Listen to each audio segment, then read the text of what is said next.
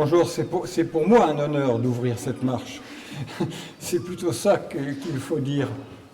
Le sujet de la bombe atomique est immense. Moi, pour résumer ce que je vais vous dire pendant une demi-heure, c'est un fossile dormant. Il est vivant, mais il dort. Depuis Hiroshima, il dort. Enfin, mis à part qu'on l'essaye de temps en temps, mais il dort. Et pour comprendre à quel point c'est un fossile, eh bien, il faut retracer son histoire. Donc c'est ce à quoi je vais essayer de me livrer. Alors vous m'excuserez, mais c'est pas mal, hein, il y a du répondant. J'ai adopté la méthode ancienne de lire un texte. Je suis un peu désolé, mais le sujet est tellement vaste que si je me mets à parler sans texte, je parlerai 1 heure. Pour parler une demi-heure, j'ai écrit un texte. Et alors ce texte, ah oui, il faut que je vous le distribue. On oublie toujours quelque chose. Or, je l'ai apporté pour qu'il puisse être distribué. Vas-y.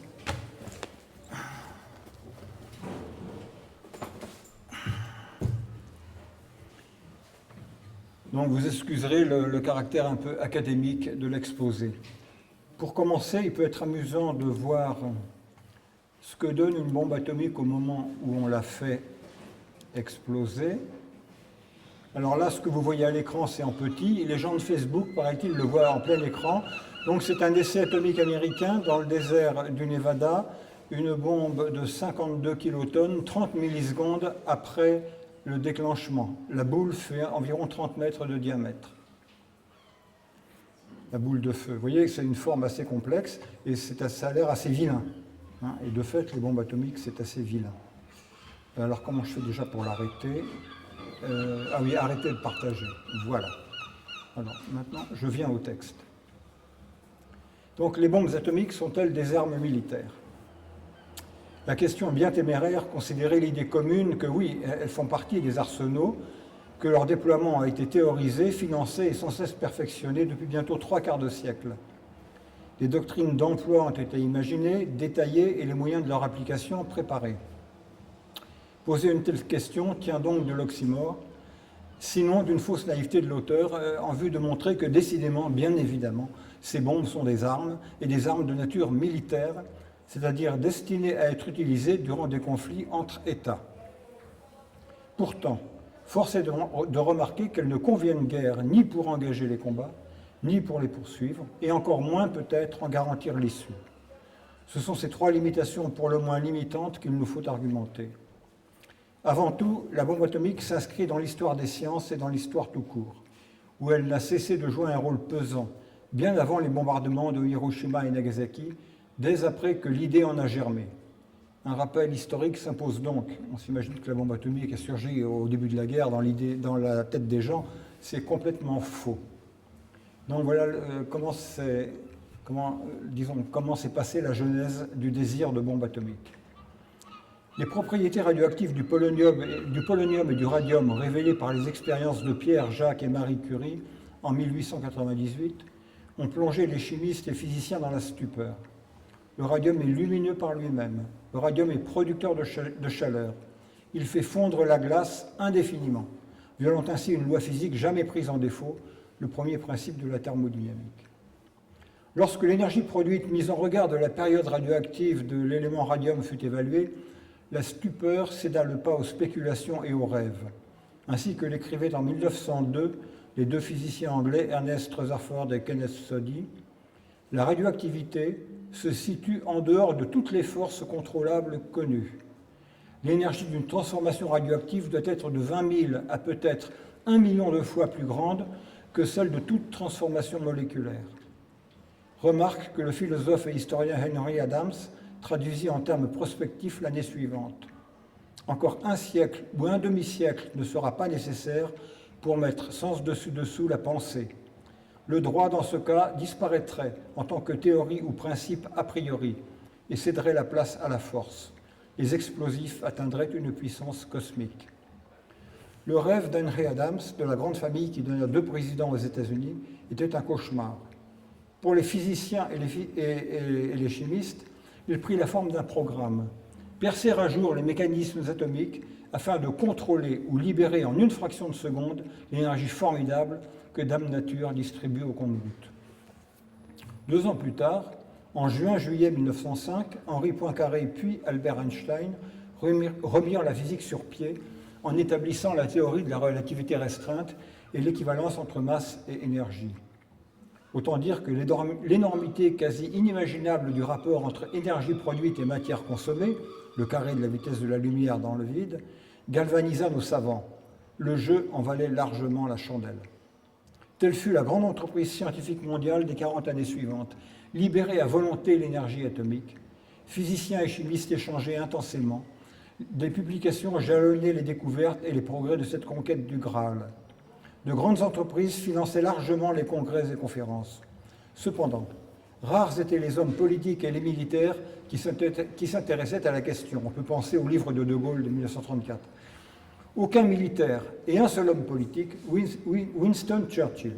Ce dernier, persuadé de l'importance de la science, se faisait tenir au courant de ses avancées par son conseiller scientifique et ami Frederick Alexander Lindemann, vicomte de Cherwell. Dès 1910, Lindemann lui expliqua les enjeux concrets des recherches en physique, dont le tout premier était la bombe atomique. Tournant historique, le conflit mondial 1939-1945. C'est évidemment ce que tout le monde croit être à l'origine de cette affaire. Coïncidence de grande portée, la découverte de fission en chaîne dans l'uranium-235 a lieu juste avant le début des hostilités. Tous les physiciens atomiques en sont informés et en mesurent immédiatement la portée. Ainsi, Frédéric Joliot dépose illico 5 brevets, dont ceux portant sur l'enrichissement de l'uranium, un réacteur modéré à eau lourde et un mécanisme de bombe atomique. Puis il émigre au Canada avec son équipe pour se consacrer à la réalisation du réacteur atomique à eau lourde de Chalk River. Les politiques comprennent enfin le potentiel destructeur que leur offre la fission de l'atome. Mais peu de pays sont en mesure d'accélérer les recherches et lancer un programme industriel d'envergure. La France est vaincue. Repousser les assauts de la Luftwaffe mobilise tous les moyens techniques et industriels de l'Angleterre.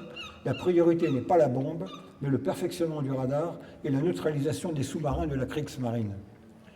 En Allemagne, Werner Heisenberg et Karl Friedrich von Weizsäcker traînent des pieds pour donner la bombe à Hitler. Ce que les Alliés ne découvriront par défaut de traces de radioactivité artificielle dans l'environnement que quelques semaines avant la capitulation.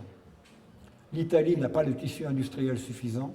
La recherche nucléaire soviétique est à la traîne et c'est encore plus vrai de celle du Japon.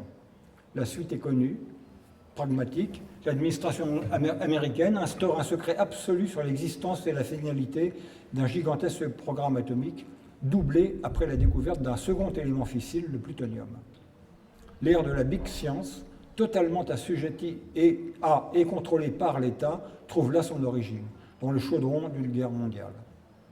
Chacun notera que toute cette affaire est exclusivement traitée par des scientifiques, les meilleurs de leur temps, et un cénacle très restreint de décideurs. Le cloisonnement est strict, aucun des industriels contractés n'aura jusqu'à la fin des hostilités la moindre idée de la destination des matériaux, équipements et dispositifs qu'ils livrent au Manhattan Project.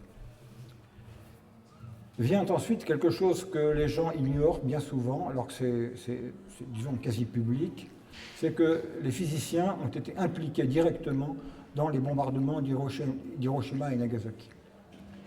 Les guerres sont devenues de véritables boucheries après l'invention et la généralisation des armes à tir rapide et des canons à longue portée. Et si je remonte si loin, c'est parce qu'il faut comprendre l'état d'esprit de ces physiciens à Los Alamos. L'époque n'était plus celle d'avant la guerre de 14. 2 jalons, la guerre de sécession et la bataille de Solferino. Cette dernière a motivé la fondation de la Croix-Rouge par le Suisse Henri Dunant afin que les blessés ne soient pas laissés sans soins sur le champ de bataille, ce qui était la coutume avant. La guerre de 1914-1918 a ensuite marqué une rupture complète. La puissance de feu réunie par les belligérants, couplée à un réapprovisionnement intensif par chemin de fer, a conduit à ce que la durée des batailles passe d'1 jour à plusieurs mois, avec pour conséquence une hécatombe irrépressible parmi les troupes. Cependant, les populations civiles restaient globalement épargnées. Les clauses du traité de Westphalie de 1648, qui a mis fin à la longue guerre civile européenne de 30 ans, étaient dans leur ensemble respectées, sauf à noter les tentatives allemandes de terroriser la population parisienne avec quelques dizaines de tirs de canon à très longue portée. Une deuxième rupture est intervenue durant la guerre d'Espagne, illustrant l'application concrète de la guerre civile entre classes préconisée par Karl Marx dans le manifeste du Parti communiste. 3 ingrédients décisifs. Les questions sociales se ramènent à une opposition binaire entre exploités laborieux et exploiteurs oisifs et rapaces. Deuxièmement, aucune demi-mesure n'est acceptable, ce qui implique la fin de toute vie politique au sein de la société des hommes, ce que beaucoup n'ont pas compris. Le projet est universel et sera porté par l'internationale socialiste. Les enjeux apparaissent si considérables et les fins désirables que l'élimination de tout ce qui ressemble à un adversaire idéologique est indispensable et justifiée. La notion de population civile extérieure au conflit est caduque. Chacun est sommé de choisir son camp et à chaque camp de trouver des alliés. Ici, l'Italie fasciste et l'Allemagne nazie, là, l'URSS, le Comintern, et les brigades internationales. Ce schéma reproduit grosso modo celui de la guerre de 30 ans, qui était entre catholiques et protestants, et on en trouve aujourd'hui des avatars assez obscènes en Syrie et en Libye. La parenthèse ouverte en 1648 s'est refermée moins de 3 siècles plus tard, en 1936, et l'est restée depuis. Les verrous ont sauté. Aux yeux des politiciens et des stratèges, toute la population allemande est nazie, et cela justifie la destruction systématique des cités du Reich, 92 entre 1943 et 1945. Idem, toute la population japonaise est comptable des exactions épouvantables perpétrées par l'armée impériale et 60 civils seront détruites, dont Tokyo, en 2 raids. Le 10 mars 1945, 1700 tonnes de bombes incendiaires anéantirent une surface de 30 km² où le gigantesque incendie, transformé en tornade de feu, causa la mort de plus de 100 000 personnes. Une vraie tornade, les pompiers ne pouvaient plus intervenir. Et le 24 mai, plus de 3000 tonnes de bombes réduisirent 44 km² en un tas de cendres. Qui s'étonnera alors qu'à Los Alamos, réunis les 10 et 11 mai 1945 sous la direction de Robert Oppenheimer et du général Leslie Groves, l'administrateur du Manhattan Project, le Target Committee est établi sans état d'âme, la liste des cibles a proposé au secrétaire à la guerre pour les 2 bombes en cours de fabrication. La 3e était destinée à tester la solution plutonium dans le désert du Nouveau-Mexique. La ville de Kyoto, centre culturel historique du pays, avait alors été placée en tête de liste. AA Target, car très peuplée, et selon les mots vaniteux d'Oppenheimer rapportés dans les minutes de la session, elle présentait l'avantage d'être un centre intellectuel du pays où les gens étaient aptes à apprécier la signification d'une arme telle que Gadget, qui était le nom de code de la bombe à uranium. L'absence d'installation militaire dans cette ville conduisit les décideurs de Washington à la remplacer le 28 mai, donc quelques jours plus tard, par le port d'Hiroshima.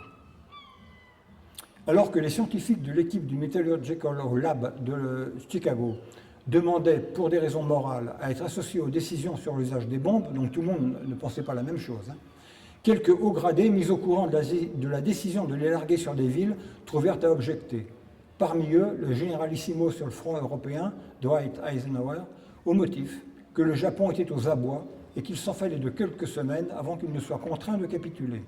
De plus, Eisenhower était conscient et témoin de l'inefficience militaire de la stratégie anticitée, parce qu'elle laisse en fait intactes les capacités militaires du pays. Elle ne tue que des civils.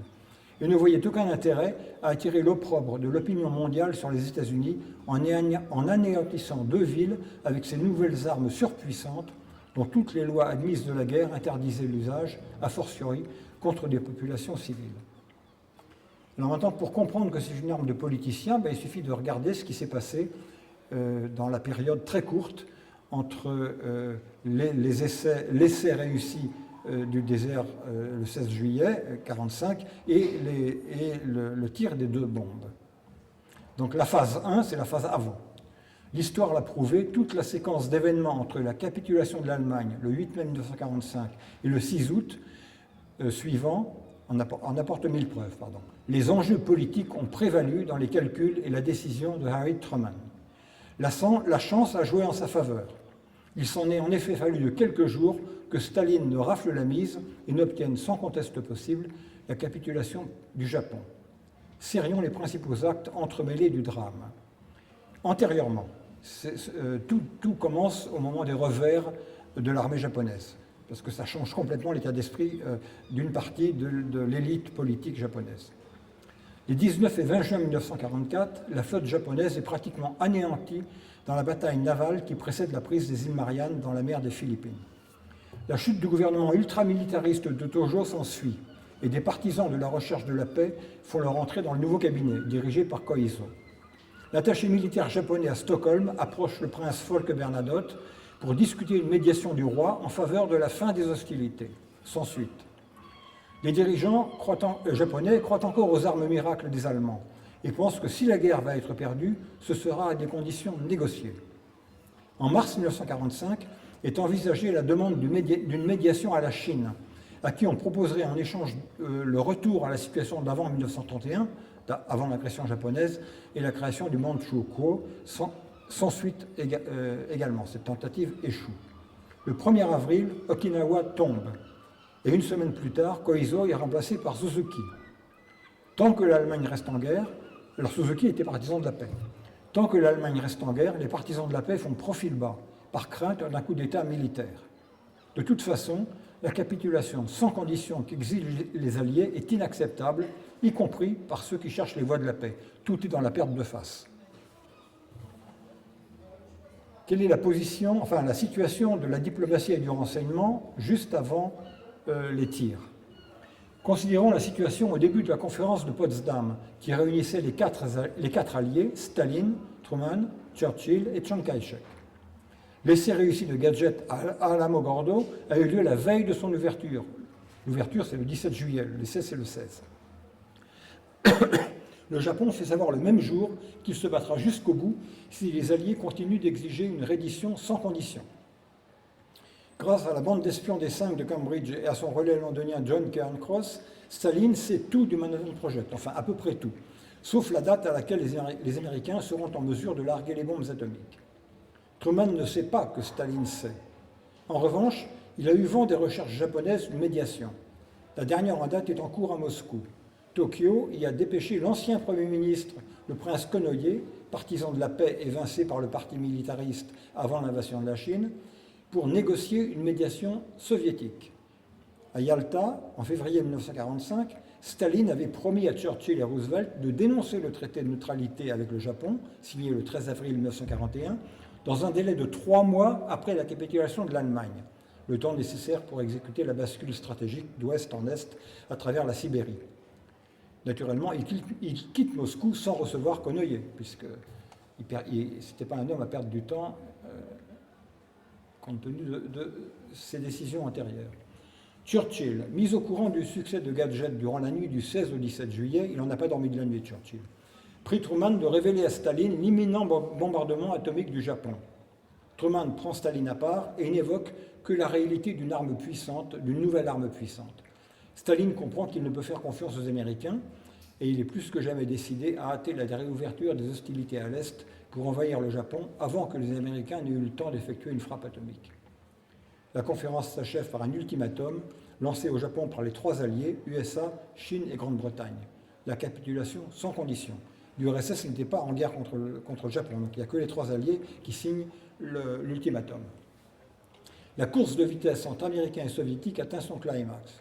Chacun pressent qu'il en va de la zone d'influence dans laquelle tombera le Japon. C'est ça l'enjeu. C'est un enjeu strictement politique. Quelle est la situation stratégique à la veille des tirs? Le Japon est aux abois. Sa flotte de guerre n'est plus qu'un souvenir englouti dans les eaux philippines. Son industrie aéronautique est incapable de compenser les pertes de l'aviation. Le carburant vient à manquer. Les armes ultimes, les avions fusées suicides, ne font qu'égratigner la gigantesque flotte réunie par l'US Navy. L'armée ne peut qu'opposer une résistance terrestre acharnée au débarquement de l'US Army sur les îles conquises au début de la guerre. La défaite est inéluctable. Tablant sur la solidité du pacte de neutralité de 5 ans de 1941, avec l'URSS, les dépenses du nord de l'archipel, hors de portée des bombardiers stratégiques américains B-26 et B-29, ont été dégarnis. Les stratèges ont évalué les risques. Si les Russes attaquent, ils mettront moins d'une semaine pour conquérir l'île du Nord. Côté américain, on applique évidemment un plan indépendant de l'usage d'une bombe dont la disponibilité et l'efficacité restent incertaines. C'est ça aussi qu'il faut comprendre. Préparer un débarquement demande des mois, et comme la bombe n'a pas été expérimentée, on n'en tient pas compte. Ils sont pragmatiques, les militaires. L'analyse des forces montre que le Japon sera contraint de demander la capitulation avant même sans doute le débarquement programmé pour l'automne sur l'île de Kyushu, l'île du Sud. Le pays est exsangue, la population affamée, les réserves stratégiques quasi épuisées. À Washington, depuis le 21 juin, Truman peaufine le discours qui annoncera au monde le bombardement de Hiroshima. Il a très bien compris l'enjeu. Et il faut faire un discours qui porte partout, y compris au Japon. Il s'agit de ne pas faire perdre la face à l'armée impériale en mettant sur le compte de l'avancée scientifique américaine son pouvoir de contraindre l'empereur à la capitulation, s'il tient à éviter la destruction totale de son pays. Phase 3, la première frappe et l'absence de réaction japonaise. Le renseignement japonais suspectait l'éventualité d'un bombardement de type nouveau sur Hiroshima, un port militaire bizarrement épargné jusqu'alors. À Tokyo, l'empereur n'est informé du tir que lors de la réunion du Conseil du 7 août, que la ville a été anéantie, en grande partie détruite la veille par un bombardement atomique. Les Japonais ont très bien compris que c'était un bombardement avec une bombe à uranium. Ils ne connaissaient pas le plutonium, donc ils pensaient bien que la bombe atomique ne pouvait être qu'à uranium. Une 67e ville anéantie par l'aviation US, rien de singulier. Les discussions sur la réponse à donner à l'ultimatum de Potsdam reprennent sans qu'un consensus ne se dégage. Quatrièmement, c'est l'épisode crucial. La rupture du pacte de neutralité de février 1941 entre l'URSS et le Japon et l'entrée de l'armée rouge en Mandchourie le 8 août 1945. La nouvelle arrive à Tokyo le lendemain 9 août à 7 heures, déclenchant une panique générale au sein du gouvernement. Moscou n'est plus neutre. La stratégie retenue tombe à l'eau. Réunions et conférences s'enchaînent sans interruption. Les partisans de la paix sont en meilleure position, mais la menace d'un coup d'État militaire plane toujours. À 23h30, Suzuki demande que l'empereur se prononce. À 3h du matin, le 10 août, l'avis de Showa Tenno, le nom de règne de Hirohito, s'impose. La conférence est close. À 7h, l'acceptation des termes de la déclaration de Potsdam est envoyée aux Américains via l'ambassade du Japon à Berne. Le bombardement de Nagasaki, qui a eu lieu le matin du 9 à 11h02, n'a pas été évoqué durant toutes ces discussions. Il n'a joué aucun rôle, pas plus que celui d'Hiroshima. La question, c'était les Russes. Ça, c'est les archives japonaises. On ne peut pas les contredire. Le sauvetage du Japon grâce à l'arme atomique. Staline est pris de vitesse. Il est lié par les termes de la déclaration de Potsdam. Saisissant la perche tendue par Truman dans son discours annonçant le bombardement de Hiroshima, l'empereur a trouvé les mots pour faire accepter la capitulation à son peuple, ce qui n'était pas simple. Il y a eu énormément de suicides. C'est aux Américains qu'il se rend, pas aux Russes, stoppés ainsi tout net dans leur élan. Un tel dénouement, dicté par les hasards de la guerre, ces fameuses frictions où Clausewitz trouvait les causes de bien des bifurcations dans les conflits, est paradoxal. Sans la dénonciation du pacte de neutralité soviéto-nippon de février 1941, les hostilités se seraient poursuivies jusqu'à l'épuisement du potentiel militaire du Japon. En offrant à l'empereur l'excuse de la supériorité scientifique américaine, le bombardement de Hiroshima a contraint l'état-major de l'armée impériale à accepter une capitulation devenue ipso facto presque honorable. Truman était réputé être un joueur de poker hors pair. Là, il l'a prouvé. Si s'en remettre aux soviétiques avait été l'option retenue, alors les bombardements de Hiroshima et Nagasaki n'auraient servi qu'à la destruction de deux villes et à faire le malheur de leurs habitants. La bombe n'a pas arrêté la guerre, elle a privé Staline de sa part de gâteau. Une arme de politicien, la phase 2, c'est celle de l'après-guerre, mais les physiciens sont encore largement dans la danse. Considérant les ressources humaines exceptionnelles dont avait bénéficié le Manhattan Project et le coût colossal du programme, les Américains étaient persuadés qu'il faudrait une dizaine d'années avant qu'une autre puissance, en l'occurrence l'URSS, la Grande-Bretagne ou la France, autant de pays ruinés par la guerre, ne réussissent à se doter d'une arme atomique. Ils se contentèrent donc de ne fabriquer que quelques dizaines de bombes, essentiellement pour réaliser des essais visant à perfectionner leurs dispositifs de mise à feu, mieux calibrer leur puissance, tester leurs effets dans différentes configurations et réduire leurs dimensions et poids. Cependant, l'engouement pour l'énergie atomique était quasi général. On en imaginait 1000 applications, d'autant que des raisonnements simplistes, bien reçus, concluaient à sa quasi-gratuité. Tant et si bien qu'un opposant au bombardement de Hiroshima et Nagasaki, aussi réfléchi mais ignare en matière de science que Dwight Eisenhower, en était venu, dès la fin de l'année 1945, à estimer que, tant sur le plan économique que militaire, investir massivement dans l'énergie atomique assurerait au moindre coût le maintien de la suprématie commerciale et militaire des États-Unis. Eisenhower était un républicain, donc soucieux des deniers publics. Les questions de coût, pour lui, étaient primordiales. Et comme tout le monde disait que ça ne coûtait rien, eh bien, vas-y, allons-y. On voyait qu'il n'y connaissait rien, n'est-ce pas? Le 29 août 1949, Moscou annonce en fanfare la réussite de l'essai Premier Éclair, d'une puissance de 22 kilotonnes, équivalente à celle de la bombe larguée sur Nagasaki. Et pour cause, c'était la même, celle dont les plans avaient été transmis par les membres de Cambridge. Stupeur et inquiétude à Washington. Edward Teller, qui militait depuis 1940 pour le projet de bombage, contre ceux qui, comme Oppenheimer, le rejetaient au motif que ce serait une arme de génocide, obtint qu'on l'engageât, le projet. Le premier dispositif H américain de 10 mégatonnes fut testé avec succès le 1er novembre 1952, 3 jours avant l'élection d'Eisenhower à la présidence des États-Unis. Pour un signal, c'était un signal. La physique imprime le tempo à Washington, à Moscou et ailleurs. Le 12 août 1953, l'URSS fait exploser une bombe H rudimentaire de 40 kilotonnes, donc moins d'un an après l'essai américain. La réaction américaine est brutale et spectaculaire. Un type de bombe thermonucléaire à 3 étages, fission, fusion, fission, dont le premier essai, le tir Bravo, du 1er mars 1954 sur l'atoll de Bikini, est un succès total, 15 mégatonnes, et l'engin est transportable. La course aux armements entre deux adversaires défendant des idéologies irréductibles s'emballe. La violence des récents combats en Corée montre que les régimes communistes sont prêts à tout pour étendre leur domination. On se prépare à l'embrasement décisif d'une troisième guerre mondiale, atomique celle-là. Le cadre politique est celui d'une guerre civile universelle, on ne négocie pas. Néanmoins, on se résout de part et d'autre à une montée aux extrêmes symboliques, au sens où, selon Clausewitz, les belligérants potentiels n'ouvrent pas des hostilités dont l'issue est aussi incertaine que leur coût humain, politique et économique, serait injustifiable. Les conflits auront lieu par procuration, soit directement entre les clientèles d'une superpuissance avec les troupes de l'autre, au Vietnam, Afghanistan, soit indirectement comme en Angola.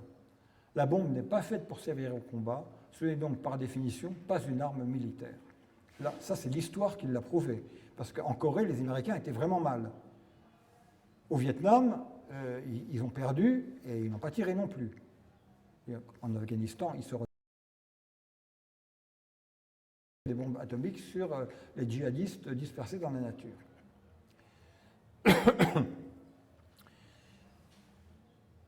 Alors, où en sommes-nous? Parce que les armes sont toujours là et elles ont l'air solidement verrouillées dans les arsenaux. D'où mon impression, qui n'est pas qu'une impression, c'est la réalité, les complexes militaro-industriels sont autonomes parce qu'ils sont dotés de bombes atomiques.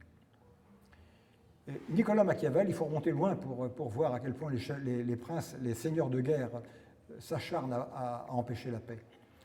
Nicolas Machiavel a consacré un ouvrage, L'art de la guerre, à des examens approfondis des rapports entre la classe militaire, le gouvernement et la société, et de la conduite de la guerre. Républicain de cœur, il s'était attaché, tout comme dans Le Prince, à décrire les risques que l'accumulation sans borne d'un pouvoir fait courir à la société. Concernant les hommes qui se nourrissent de la guerre et de l'effort de guerre, il remarque: pour vivre, ils sont alors forcés d'agir comme s'il n'y avait point de paix, à moins qu'ils ne se soient engraissés pendant la guerre de manière à ne pas redouter la paix. Certes, ces deux moyens d'exister ne conviennent guère à un homme de bien. Leur chef ayant besoin d'éloigner la paix, imagine 1000 ruses pour faire durer la guerre. Lorsqu'il s'agit de la séquence historique appelée guerre froide, ces phrases s'appliquent très directement aux groupes sociaux auxquels elles profitent. Les centres de recherche en physique nucléaire, l'industrie lourde pourvoyeuse d'installations de production de matières fissiles et ses syndicats, les chantiers navals militaires et leurs syndicats, nous sommes à Cherbourg, le secteur aérospatial et ses syndicats, les forces armées nucléarisées et les ministères et administrations de tutelle. Tout ce joli monde n'a aucun intérêt à ce qu'on abandonne l'option atomique. Eisenhower, dont les décisions durant ses 2 mandats avaient fait passer l'arsenal atomique américain de 841 charges en janvier 1953, d'une puissance totale de 50 mégatonnes, à 18 638 charges, représentant 21 491 mégatonnes en janvier 1961, les archives américaines sont extrêmement précises, alertait assez naïvement son successeur, Kennedy, sur l'autonomie acquise par le complexe militaro-industriel, sa fameuse lettre à Kennedy. De même, Yuri Andropov, nouvellement élu secrétaire général du PCUS, prévenant son ami Mikhail Gorbatchev, promis à un bel avenir, contre le pouvoir incontrôlable de l'équivalent soviétique. Plus près de nous, dès 1956, le complexe CEA Avion Marcel Dassault avait commencé hors tout processus démocratique le développement du système d'armes bombe atomique, bombe A, Mirage 4, dont De Gaulle hérita à son arrivée au pouvoir en 1958. Ce dernier n'en était pas satisfait, pas assez dissuasif. Il faut le penser, le Mirage 4 pouvait atteindre Moscou, mais ne pouvait pas rentrer. C'était quand même une légère limitation. Il rogna les ailes de Dassault au profit de l'aérospatiale et des chantiers navals pour les sous-marins avec leurs fusées, et imposa au CEA d'accélérer les mises au point d'une bombe H. Fin 1969, De Gaulle quitte le pouvoir. Dassault Aérospatiale et le CEA obtiennent immédiatement un quasi-doublement du financement des systèmes d'armes tactiques, missile Pluton, Mirage N. Le programme du missile Hades, destiné à remplacer les Plutons comme arme censée bloquer un déferlement de divisions blindées soviétiques, est lancé par Mitterrand en 1984. L'autonomie du lobby militaro-industriel français est telle que le virage de la détente pris en 1985 par l'administration Gorbatchev avec Reagan n'eut aucune influence sur le développement de ce nouveau missile, qui pourtant ne put être déployé qu'en 1991, après la chute de l'URSS. Et les unités ne furent démantelées qu'en 1997. Ça donne à réfléchir sur la capacité de faire dépenser de l'argent par l'État, par nous donc, à ce lobby militaro-industriel, en l'occurrence, là, les trois acteurs principaux, le CEA, l'aérospatial et Marcel Dassault, les avions Marcel Dassault. Concernant le pouvoir militaro-industriel soviétique, Gorbatchev note dans ses mémoires à propos de la crise des euromissiles de 1977 à 1987.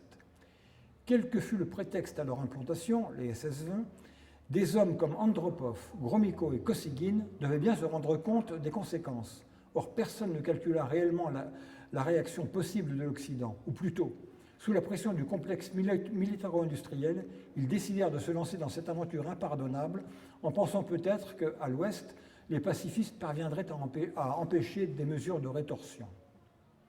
Partout dans le monde, aux USA, en Russie, en France, en Grande-Bretagne, en Chine, au Pakistan, en Inde, en Israël, là où un gouvernement a décidé un jour de doter le pays de l'arme atomique et donner au secteur militaro-industriel les moyens de se développer et de capter des ressources nécessaires à sa pérennité, ce dernier est devenu sacro-saint. Le pouvoir nucléaire est le sien propre, au nom du pays, bien entendu. Son arme, un arsenal intouchable de bombes atomiques. Et il faut terminer avec quelques réflexions stratégiques sur la guerre. C'est un sujet très vaste, et donc on va simplement en rappeler quelques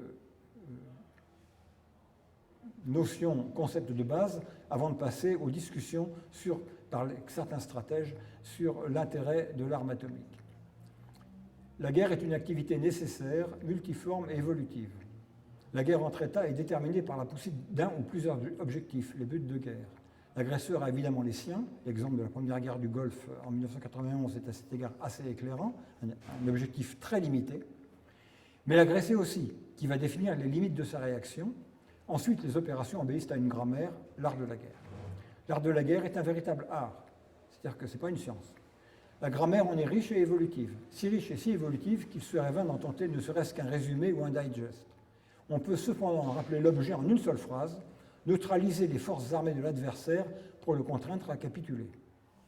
Le problème que pose l'usage de l'arme atomique dans un conflit entre États atomiques tient en ce qu'en cas de montée aux extrêmes, aucune issue victorieuse n'est envisageable, sinon une victoire à la Pyrrhus dont le prix serait équivalent à celui d'une défaite totale. Certes, comme l'a démontré Clausewitz, il n'y a jamais monté aux extrêmes, mais avec l'arme atomique, l'ingérable surviendrait bien avant l'étape ultime. Quant à recourir à cette arme dans un conflit avec un État non nucléaire, l'histoire a démontré que c'est depuis les bombardements de Hiroshima et Nagasaki politiquement injustifiable. Même quand on est en très vilaine posture, comme les Américains en Corée ou au Vietnam, voire en Somalie, et les Russes en Afghanistan. Perdre est préférable à gagner. Et que gagnerait-on ? La pensée stratégique chinoise, plus que tout autre, démontre l'inanité et l'obsolescence des arsenaux nucléaires. alors qu'on n'en a jamais utilisé la moindre charge. 2 jalons. Oui, parce que les bombes Hiroshima et Nagasaki n'étaient pas dans un arsenal militaire. Hein. C'était des dispositifs scientifiques qu'on allait essayer sur des villes. C'est très différent. En 1999, dans La guerre hors limite, le titre, les auteurs, officiers supérieurs de l'armée de l'air Qiao Liang et Wang Xiangshui, écrivaient notamment « L'arme nucléaire a pris l'humanité à son propre piège. La puissance nucléaire est devenue l'épée de Damoclès suspendue au-dessus de la tête de l'humanité, qui nous oblige à nous demander si nous avons vraiment besoin d'armes hyper-destructrices. Quelle différence y a-t-il entre tuer l'ennemi une fois et le tuer 100 fois? Que signifie battre un ennemi si cela revient à détruire le monde? Comment éviter une guerre qui déboucherait sur notre ruine à tous ?» Et plus loin dans ce livre, il poursuit « Les hommes s'efforcent de trouver une nouvelle approche dans l'élaboration d'armements qui serait non seulement efficace, mais qui permettrait aussi d'exercer un contrôle sur leur capacité de destruction. » Et enfin, il termine ce tableau rapide de la problématique. La Déclaration universelle des droits de l'homme et la cinquantaine de conventions qui y sont associées ont établi que l'emploi d'armes nucléaires est une violation grave du droit à la vie et représente un crime contre l'humanité. Tout est dit. Je vous conseille ce livre. Il est toujours disponible et traduit en français, absolument remarquable. C'est un précis de stratégie adapté à notre temps. Dans sa célèbre interview publiée en 2020 à Hong Kong par la revue Baohinia, rapportée sous le titre assez impropre « La Chine dominera le monde » par la revue Conflit, l'auteur Qiao Liang, le même que le co-auteur du livre précédent, directeur du Conseil pour les recherches sur la sécurité nationale, examine les domaines multiples où mener des guerres en relation avec l'importance prise par l'évolution des techniques et l'interdépendance internationale. Ce que l'on ne peut s'empêcher de remarquer, l'absence des mots atomiques ou nucléaires. Les armes atomiques ont disparu de l'exposé de la pensée de cet éminent stratège, 20 ans après qu'il en ait constaté l'impuissante efficience destructrice. Et ce n'est pas par oubli. Donc, la vision chinoise du nucléaire est assez différente. D'ailleurs, dans son livre de 90, il parle des armes nucléaires comme des bibelots pour décorer les cheminées des puissants. Nos dirigeants manquent de courage et de vision. Ils sont les arrogantes victimes de la fascination dans laquelle les plonge la détention de la mallette des codes. Se séparer de ce gadget aussi mystérieux et inquiétant que prestigieux à leurs yeux ne saurait leur venir à l'esprit. Ce serait pire qu'une castration. En France, tout président fraîchement élu s'en va illico recevoir l'onction atomique à l'île Longue, ou en se faisant élitreiller sur un des sous-marins de la force stratégique, quand il n'y fait pas une petite croisière initiatique. Ce rituel évoque le sacre des souverains de droit divin par l'archevêque de Reims. Nos présidents se prétendent, eux, de droit atomique. Le pays a les dirigeants qu'il mérite. La majorité de sa population a sombré depuis un bon siècle dans le culte de la radioactivité, le radium, puis de l'énergie atomique, qu'elle considère comme les apports historiques de ses savantes et savants à un progrès au bénéfice de l'humanité. Elle imagine que leurs applications industrielles, bombes et centrales, garantissent la souveraineté, la grandeur et l'indépendance du pays, comme tous les bons esprits le lui rabâchent dans un bégaiement unanime. Je pose la question, au Sahel aussi? Voilà, alors j'ai une petite vue à vous montrer qui va illustrer comment les Chinois pratiquent l'art de la guerre.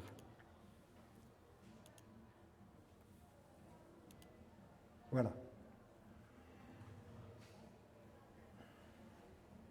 Ce qui me permet de rappeler l'absolue opposition entre les conceptions occidentales et chinoises du conflit. On peut dire que la conception occidentale est très bien résumée par Pierre Corneille, « À vaincre sans péril, on triomphe sans gloire ». Et Sun Tzu, le grand théoricien de la guerre d'avant la naissance du Christ, écrit « Le summum de l'art de la guerre est de soumettre l'adversaire sans verser une goutte de sang ». Ces deux cartes montrent où en sont les Chinois dans leur pratique de ce qui s'appelle soumettre, c'est-à-dire obtenir l'allégeance des autres peuples ou des autres pays. C'était une pratique qui était courante avant la dynastie des Ming qui a fermé la Chine. jusqu'en 1410 ou 20, je ne sais plus exactement, la coutume chinoise était d'envoyer d'immenses bateaux qu'on appelait les bateaux trésors avec des hauts dignitaires à bord et tout ce qu'il fallait, les concubines. On cultivait même sur les bateaux qui étaient très larges et très très longs. Et les cales étaient remplies de présents, les trésors de la Chine, les soieries, les porcelaines fines, etc. Et contre l'allégeance des pays qu'ils visitaient dans tout l'océan Indien, ils distribuaient ces cadeaux. Ce qui se passe aujourd'hui, quand les Chinois investissent en Afrique, y ressemble énormément. Ils ont retrouvé, avec des méthodes différentes parce que ce n'est pas la même époque, cette pratique de la soumission par les cadeaux. Alors, ce n'est plus des cadeaux maintenant, puisque ce sont des prêts que les gouvernements, qui sont consentis au gouvernement où on fait ces investissements.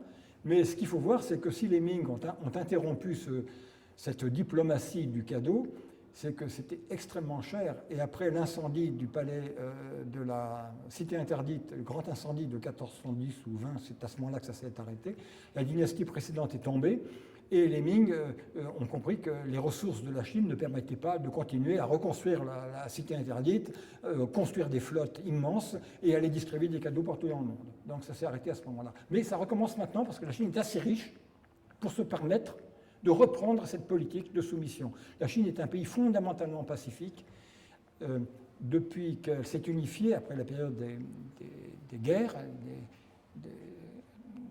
des royaumes combattants, elle n'a plus mené de guerre à l'étranger.